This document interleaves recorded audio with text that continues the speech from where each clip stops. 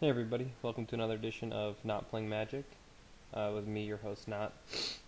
So we're doing a AVR 4-pack sealed event, and I can already kind of tell what we're going to be playing just by looking, kind of in this area. Yeah. Okay, but anyways, we'll do it the right way. Check out what our rares are. Um, so we have a conscripts, a hound, a dragon, and a repository. The first three are definitely playable. This one, sort of playable. Also in our uncommons, we see we have a Stonewright, a Howlgeist, a Triumph.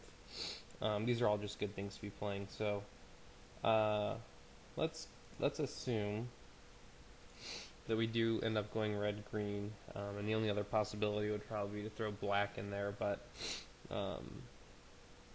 there's not really a whole lot going on in black, to be honest. Maybe a splash for frailty. So, I do like red-green a good bit. The fact that we have three guys of fire, we'll probably end up playing one, maybe two, and then boarding in if we see a lot of one-drops against us. So, let's put in the cards that we know for sure we'll end up playing. Obviously, Timberland Guide. I will play a Triumph in this matchup. It's going to mill me a little bit, but that's probably okay in this case. I'll end up playing a Howlgeist. And I'm almost worried in a way that we might end up being short on playables. 3 demolishes is just terrible. We could end up trying to play a demolish game plan, and yeah, I'm not against that, but it doesn't excite me. So I think we'll end up for sure playing these cards here. So I put this at 15, and we do have a fairly nice curve. Probably put one of the guys in. And for our last spot here,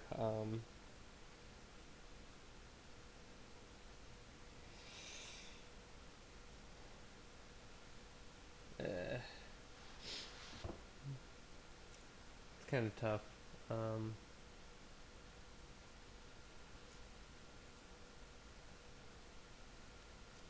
I like this card-ish, but I don't think that we're going to end up kind of being mana screwed, really. If you look, we curve out basically in this red box area here as our, harder to cast spells. I hope to have enough mana in my opening hand to cast any of these. We have no double cost until we get to red at 4, so I just don't see the repository doing as much for us as we might like it to. That being said, we are one card short here if we're going to be playing this this red-green matchup. So,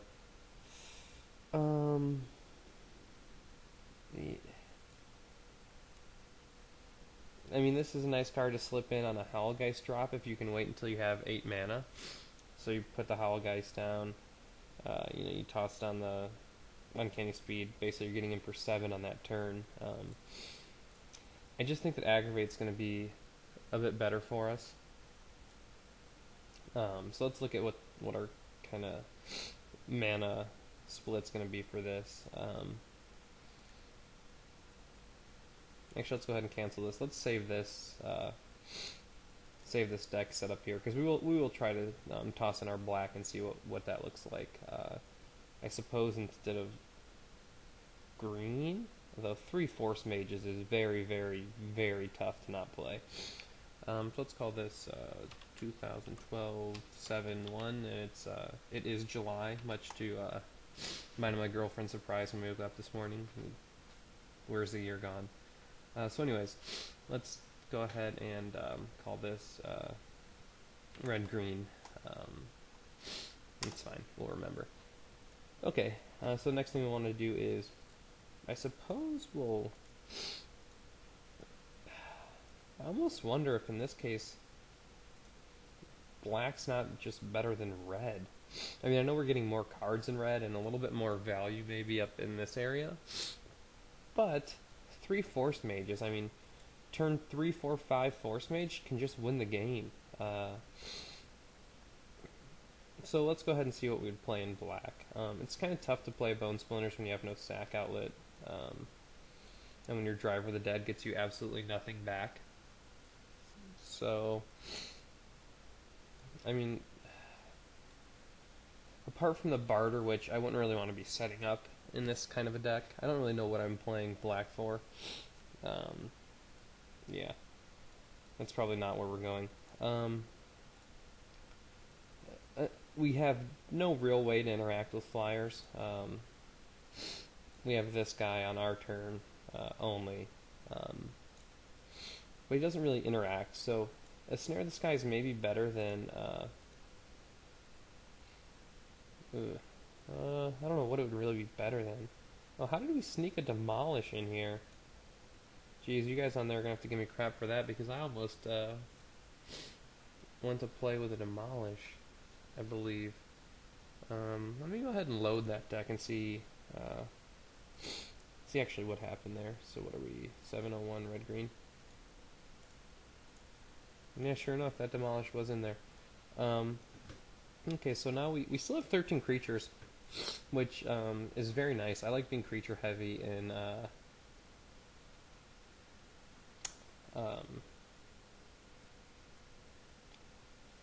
4-pack sealed Swift, sorry. Brain spasm there at the end of the weekend. So that means that we can either bring in the Escort, just kind of as a 1-drop that we don't really care about, or we can bring in the Snare of the Skies.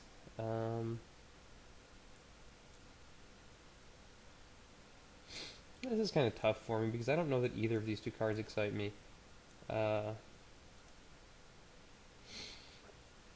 Let's think here. Pro Zombies, what's that going to do for us? Let's say someone tries to chump a Hound of Grizzlebrand with a Butcher Ghoul twice, maybe. I suppose you can help push that through. Archwing Dragon can get pushed by a Scrapskin Drake, who is a zombie Drake. Yeah, you know, I don't know. I'm almost going back to the Demolish.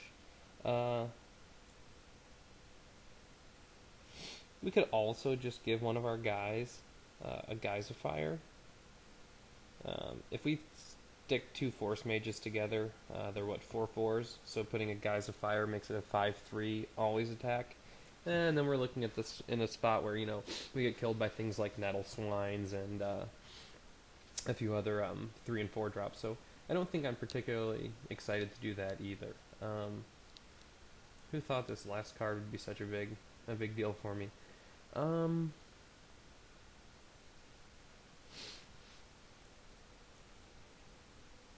Yeah, we're gonna go ahead, I think. I don't know.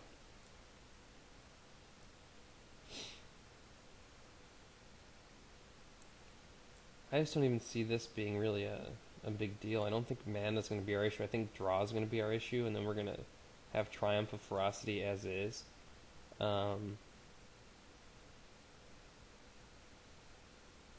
know what? Call it what you want. We're bringing in the Escort. I like to have a lot of creatures in 4 sealed. So let's go ahead and add our land. See what our suggestion is. 7/6. Like it. Alright, well that puts us at 30.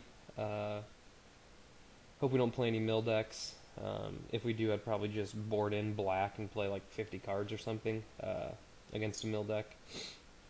And maybe we'll see that happen. So anyways, we'll submit this and see everybody in round 1. Thanks for watching.